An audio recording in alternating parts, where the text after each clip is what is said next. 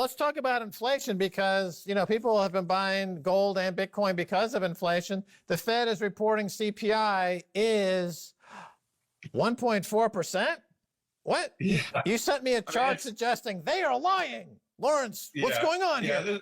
This is beyond a sick joke. I mean, it's so funny. It's like, how can you tell they're lying? The lips are moving. It's Pravda kind of stuff. The price of absolutely everything is going up at, many cases, high double-digit rates, And so, it's only a matter of time until the bond market wakes up to that. And then, of course, the whole thing unravels and hard money wins. So, I don't know what to say, but to say I watched Powell's narrative or his speeches in front of Congress carefully, and it was amazing to me that he takes the view. I mean, first of all, they're conditioning us, right? He says, yes, inflation is coming, and that doesn't surprise them, and so they want us not to be surprised. But the new code word that they're using is it's transitory.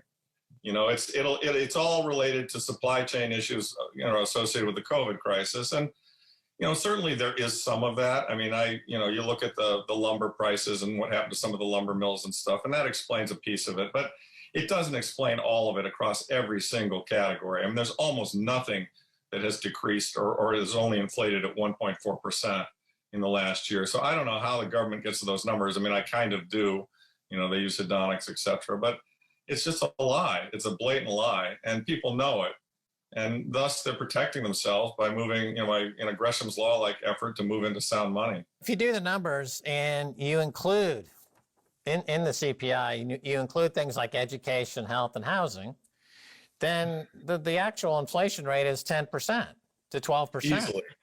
Easily. Right? Yeah. Now, right. Going back to 17, and inflation is a tax, right? It's a stealth tax. And going back to 1776, there was a phrase, no taxation without representation, I believe. Right. And so who voted for this? Who voted for this inflation? I don't get it. Where's my representative in government? Or we got tyrants?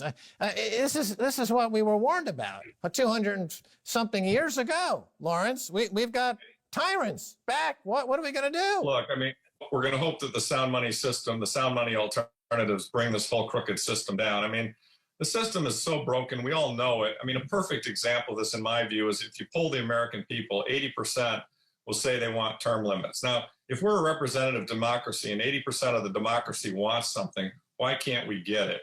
Well, it's simple. We can't get it because the people who hold the offices don't want to be threatened in their power in those offices. And so the system is clearly broken. We can all see it.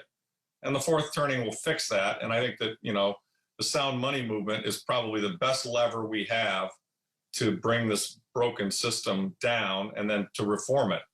And, I think that's what led to the meme of Bitcoin fixes this, because indeed, these guys have power because they can print money and they get a benefit from the cotillion effect.